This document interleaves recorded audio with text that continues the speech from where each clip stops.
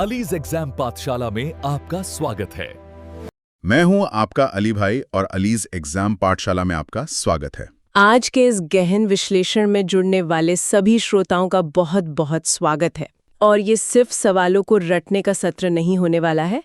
आज हम नवीन सर द्वारा दी गई विस्तृत व्याख्या के साथ हर एक विषय का मतलब बिल्कुल 360 डिग्री विश्लेषण करेंगे। तो चलिए बिना किसी देरी के शुरू करते हैं। लक्ष्य है 30 प्रैक्टिस सेट, रोजाना 20 से 25 प्रश्न और सबसे अहम सिर्फ 10 मिनट का रोजाना रिवीजन। वो 10 मिनट का रिवीजन ही असली गेम चेंजर है। खैर, अब हम सीधे आज के सवालों की तरफ बढ़ते हैं। बिल्कुल। तो हमारा पहला एमसीक्यू आता है कला और संस्कृति से। क्वेश्चन 1, कौन सा भारतीय शास्त्रीय नृत्य केरल राज्य में प्रचलित सदियों पुरानी मार्शल आर्ट को प्रतिबिंबित करने के विस्तृत रंगीन श्रृंगार और दैत्य मुखौटों द्वारा प्रतिष्ठित है? इस प्रश्न का सटीक उत्तर है कथकली, जो केरल का नृत्य है और इसे आकाश तत्व का प्रतीक भी माना जाता है। हम इसके कुछ खास रूप भी होते हैं ना? हाँ, इसके 5 रूप होते हैं: साहित्य, चित्रकारी, नृत्य, संगीत और अभिनय। वाह। और पीडीएफ में भरत मुनि के नाट्यशास्त्र के आधार पर सभी 8 शास्त्रीय नृत्यों का विश्लेषण भी है। बिल्कुल। सबसे पुराना भरतनाट्यम है जो तमिलनाडु से है, लगभग 2000 साल पुराना। दूसरा कथकली हो गया। तीसरा मोहिनी अट्टम है जो केरल से है और ये भगवान विष्णु के स्त्री रूप को दर्शाता है। और चौथा कुचिपुड़ी है जो आंध्र प्रदेश के कृष्णा जिले के कुचलापुरम गांव से निकला है। पांचवां अपना उत्तर प्रदेश का कथक है जो उत्तर भारत का इकलौता शास्त्रीय नृत्य है। छठा मणिपुरी है, मणिपुर से। सातवां ओडिसी है, उड़ीसा से। और 8वां सबसे नया है सत्रिया। ये असम का है ना? जी, असम का है और इसे महान संत श्रीमंत शंकर देव ने निर्मित किया था। इसके अलावा कुछ अर्धशास्त्रीय नृत्य भी होते हैं, जैसे छऊ। इसके 3 प्रकार हैं: मयूरभंज छऊ उड़ीसा में, सरायकेला झारखंड में और पुरुलिया पश्चिम बंगाल में। एकदम सही। अब लोक नृत्यों पर आते हैं। तो हमारा अगला एमसीक्यू है क्वेश्चन 2, लिम किस राज्य का प्रसिद्ध लोक नृत्य है? लिम, जिसे नूरा लिम भी कहते हैं, ये नागालैंड का प्रसिद्ध लोक नृत्य है। अगर हम पूरे भारत के नक्शे को देखें तो राज्यों के हिसाब से बहुत सारे नृत्य हैं। चलिए बिहार से शुरू करते हैं। बिहार में जाट जटिन, बिदेलथाया और विदेशिया बहुत मशहूर हैं। गुजरात में हलिसाका और टिप्पानी। और गोवा में रणमाले और मांडो। कर्नाटक की तरफ जाएं तो लांबी और वीरगासे। पूर्वोत्तर में अरुणाचल प्रदेश के वांचो और पासी नृत्य हैं। नागालैंड में नूरा लिम के साथ साथ चोंग, रेंगमा, मोडसे, जेलियांग और सदल केनी भी किए जाते हैं। मिजोरम में खुल्लम, चिराव, जिसे चेलम भी कहते हैं, और खानटम व रंगटम प्रसिद्ध हैं। और उड़ीसा में गोटीपुआ और पिंका डांस।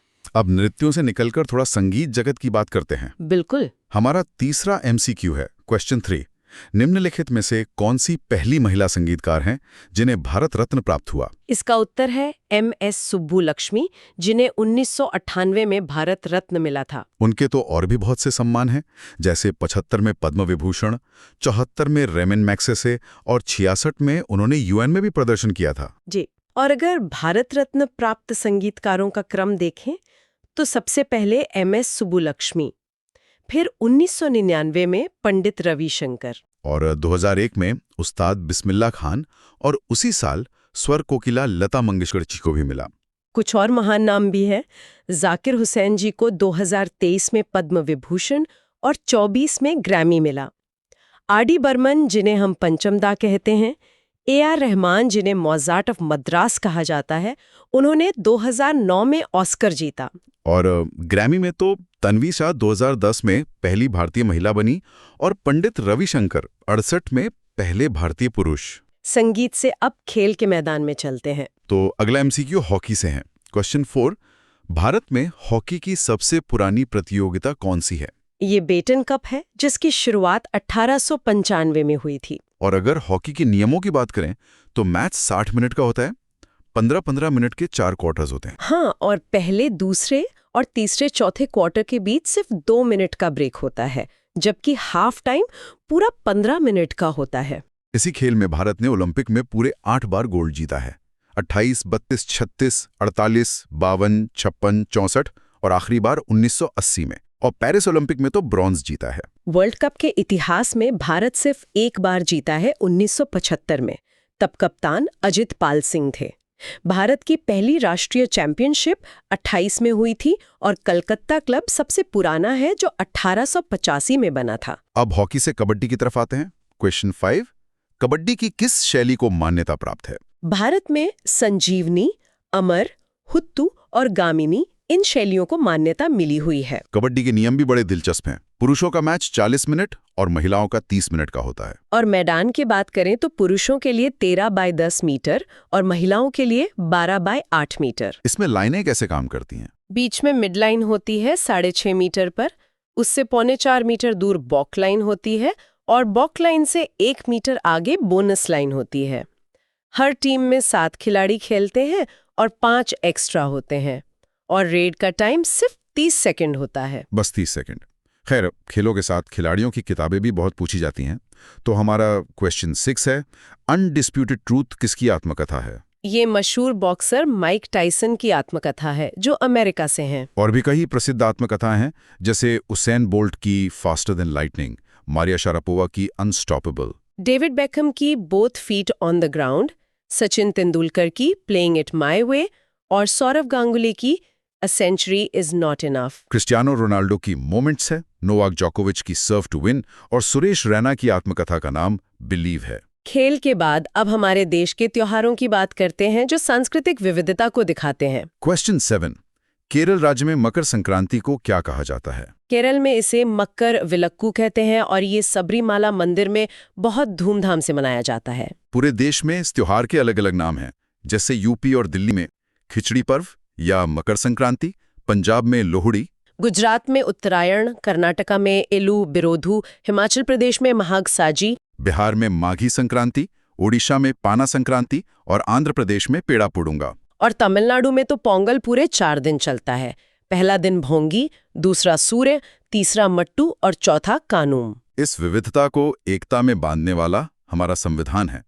तो क्वेश्चन 8, कौन सा शब्द प्रस्तावना में नहीं लिखा है? विकल्पों के अनुसार साम्यवादी यानी कम्युनिस्ट शब्द हमारी प्रस्तावना में नहीं है। संविधान के कुछ और तथ्य भी हैं, जैसे विचार अमेरिका से लिया गया है और भाषा ऑस्ट्रेलिया से।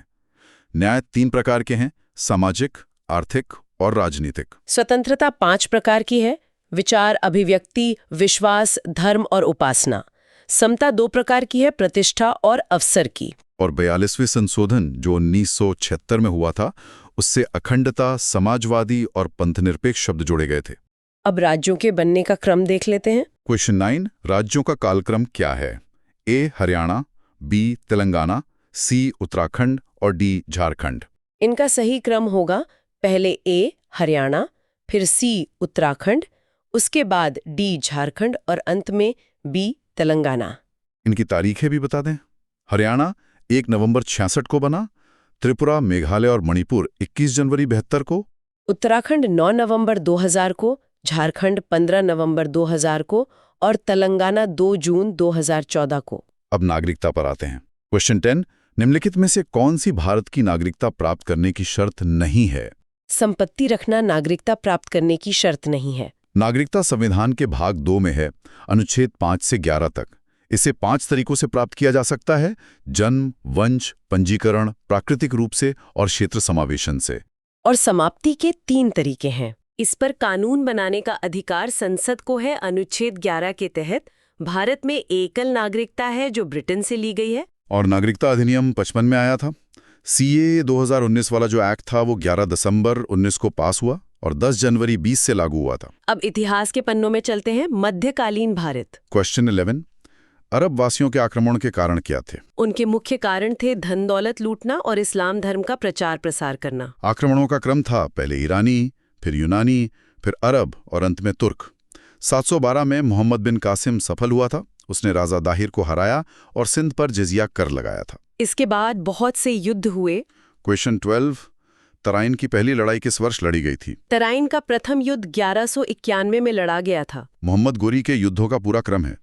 1175 मुल्तान, 1178 पाटन जहां वो भीमदेव और नायिका देवी से हार गया था। फिर 1191 तराइन का प्रथम युद्ध जिसमें गौरी फिर हारा, लेकिन 1192 तराइन के द्वितीय युद्ध में जयचंद के विश्वालघात से गौरी जीत गया।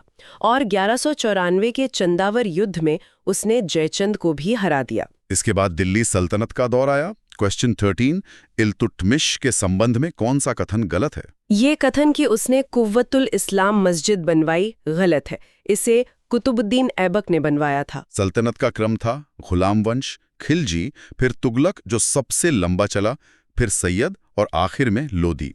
ऐबक को लाख बख्श कहते थे। उसने 2.5 दिन का झोंपड़ा बनवाया, लाहौर राजधानी थी और चौगान खेलते हुए उसकी मृत्यु हुई। जबकि इल्तुतमिश को वास्तविक संस्थापक माना जाता है।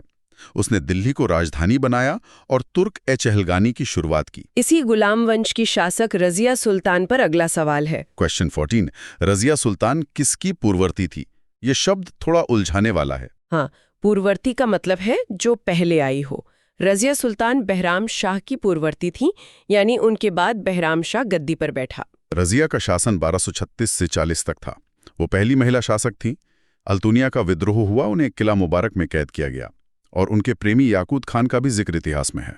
इतिहास से अब भूगोल पर आते हैं। क्वेश्चन 15, कौन सी अक्षांश रेखा जलवायु को प्रभावित करते हुए मध्य से गुजरती है? वो कर्क रेखा है, जिसे 23.5 डिग्री नॉर्थ कहते हैं। और क्वेश्चन 16, 180 डिग्री देशांतर को क्या नाम दिया गया है? इसे अंतर्राष्ट्रीय तिथि रेखा या इंटरनेशनल डेट लाइन कहा जाता है। कर्क रेखा भारत के 8 राज्यों से गुजरती है। मिजोरम, त्रिपुरा, पश्चिम बंगाल, राजस्थान, गुजरात, मध्य प्रदेश, छत्तीसगढ़ और झारखंड। माही नदी इसे 2 बार काटती है और इसके सबसे करीब रांची की राजधानी है।